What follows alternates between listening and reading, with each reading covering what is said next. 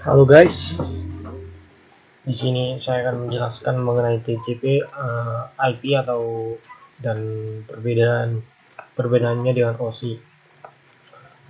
Jadi pertama-tama saya akan memperkenalkan sedikit mengenai TCP IP ini.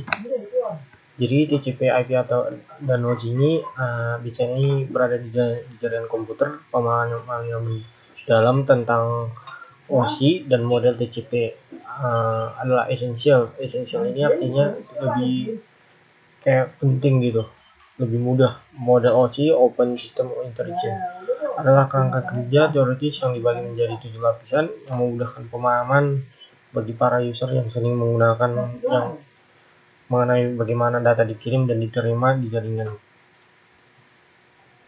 Terus di sisi lain model TCP yang merupakan tulang punggung internet yang mengatur komunikasi jaringan melalui 4 lapisan utama. Masing-masing model ini membantu para profesional IT untuk merancang, membangun, mengelola infrastruktur jaringan yang secara efektif dan efisien. Nah, presentasi ini akan membahas kedua model secara detail, yaitu mengenai TCP/IP dan juga perbedaannya dengan dalam model OSI. Dan saya akan bahas sedikit cara kerja TCP/IP ini dalam aplikasi nyata. Selanjutnya,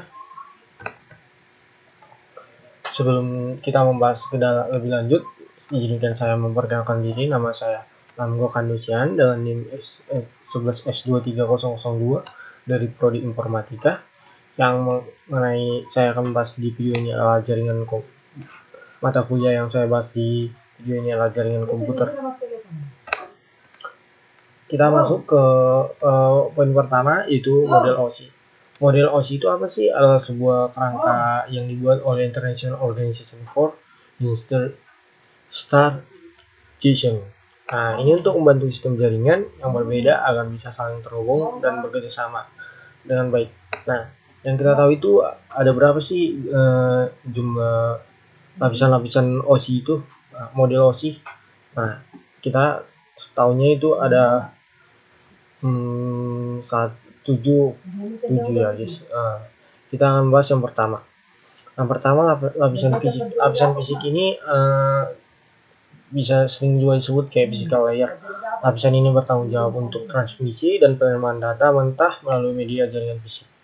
Nah, ini mencakup aspek seperti tegangan listrik, timing clock, kabel fisik, konektor, dan aspek tenaga lainnya yang terlibat dalam transmisi bit fisik. Nah, yang kedua itu lapisan data link. Lapisan data link ini kayak apa sih? Lapisan ini mengatur protokol untuk memastikan data transmisi bebas dari kesalahan dengan mendeteksi dan mungkin mengoreksi kesalahan yang terjadi pada lapisan fisik. Yang ketiga adalah lapisan jaringan atau sering disebut juga network layer. Lapisan ini bertanggung jawab untuk pengiriman paket data dari sumber ke tujuan melintasi jaringan yang berbeda. Terus yang keempat, lapisan transport. Nah, ini sering kita dengar dengan transport layer. Lapisan sesi atau session layer. Lapisan ini memfasilitasi pembukaan, pengolahan, dan penutupan sesi komunikasi antar aplikasi. Yang keenam ada lapisan presentation atau presentation layer. Lapisan ini menerjemahkan data dari format yang digunakan aplikasi menjadi format jaringan atau sebaliknya untuk memastikan data dapat diterima oleh berbagai jenis sistem. Jadi dari sekian banyaknya sistem dapat menerima satu jaringan dengan menggunakan lapisan presentation. Nah, terus application layer, lapisan ini paling atas, dia di paling atas mulai dari 1, 2, 3 sampai 7 bagian, sehingga yang paling top itu lapisan application layer. Lapisan ini paling atas menyediakan antarmuka bagi aplikasi untuk mengakses layanan jaringan. Selanjutnya model TCP ataupun IP. Transmission Control Protocol Internet Protocol adalah suatu protokol yang esensial dalam memfasilitasi komunikasi dan transfer data dan internet jaringan lainnya. Model ini terdiri dari 4 lapisan. Nah, pasti kawan-kawan sekalian penasaran karena apa sih lapisan-lapisan yang ada di TCP/IP. Nah, berikut aplikasi yang lapisan-lapisan yang ada di TCP/IP ini. Di sini hampir sama juga, ada application layer, transport layer, terus network. Namun di sini agak sedikit berbeda, ada internet layer sama network access layer. Nah, yang pertama itu application layer. Aplikasi ini yang tertinggi dalam model TCP/IP dan bertanggung jawab protokol tingkat tinggi. Ini hampir sama juga kayak tadi. Lapisan ini menyediakan antarmuka dan aplikasi untuk melakukan aktivitas jaringan, email, transfer file, dan browsing web. Yang kedua, transport layer. Lapisan ini menyediakan transmisi data yang handal antara host dan aplikasi yang dikomunikasi di jaringan. Yang ketiga ada lapisan internet. Lapisan ini merupakan inti dari sebuah model dan bertanggung jawab untuk mengirimkan paket data dari sumber ke tujuan melalui berbagai jaringan. Lapisan ini menggunakan protokol IP atau Internet Protocol untuk menentukan bagaimana data dapat dibaca, paket dialamatkan, ditransmisikan, terus mengarahkan ke arah jaringan yang ingin dituju ataupun jaringan lainnya. Terus protokol ini penting, protokol penting lainnya adalah ICMP, Internet Control Message. Ini digunakan untuk mendiagnosa dan melapor kesalahan proses komunikasi. Yang keempat adalah lapisan akses jaringan atau network access layer. Lapisan ini meliputi fungsi yang berkaitan dengan teknologi jaringan fisik dan prosedur yang diperlukan untuk jenis media fisik yang digunakan untuk mengirimkan data melalui jaringan.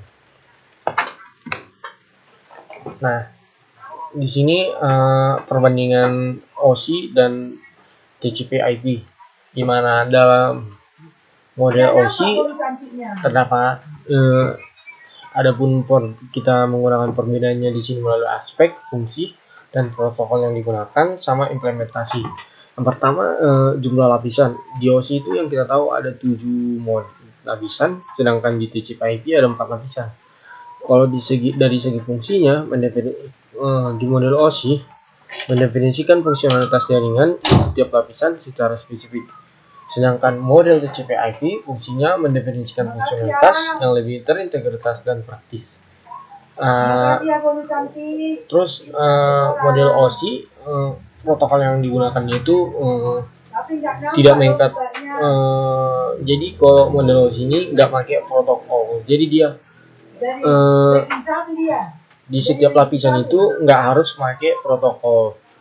Jadi nggak harus mengikat setiap lapisan ini harus ada protokolnya gitu, tidak usah, tapi tidak mengikat.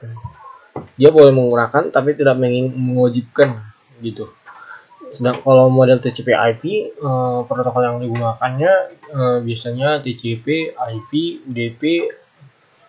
Terus dari segi implementasi, model OSI lebih teoritis, jarang diimplementasikan secara langsung karena lebih teori gitu, karena dia ada 7 lapisan. Terus kalau model TCP/IP praktis menjadi dasar untuk implementasi jaringan. Jadi orang-orang lebih milih model TCP/IP. Terus di sini model yang menurutku secara garis besar kesimpulannya dapat kita baca di sini, model OSI dan model TCP/IP memiliki fokus yang berbeda dalam jaringan komputer. Model OSI secara garis besar dari perbedaan yang saya buat ini lebih teoritis. Terus kalau TCP/IP lebih praktis, terus mendominasi implementasi jaringan sehari-hari.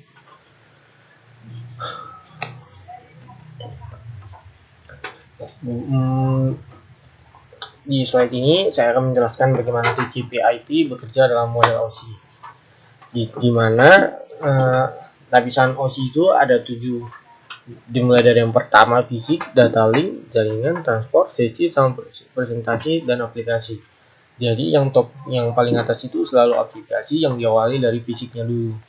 Terus di sini fisik itu menggunakan protokol internet sama WiFi. Kalau data link sama juga Ethernet sama WiFi. Kalau jaringan menggunakan protokol IP-nya ataupun alamatnya. Kalau transport dia memakai TCP/UDP. Terus kalau application dia pakai HTTP, FTP, SMTP sama DNS. Nah, di sini kan TCP dan OSI dua model yang berbeda, tetapi mereka kayak sering digunakan secara bersamaan. Gimana tuh maksudnya? Meskipun model OSI memiliki 7 lapisan dan model TCP hanya 4, protokol TCP/IP dapat dibedakan dalam lapisan model OSI untuk mempermudah pemantauan interaksi antar protokol dan fungsionalitas jaringan.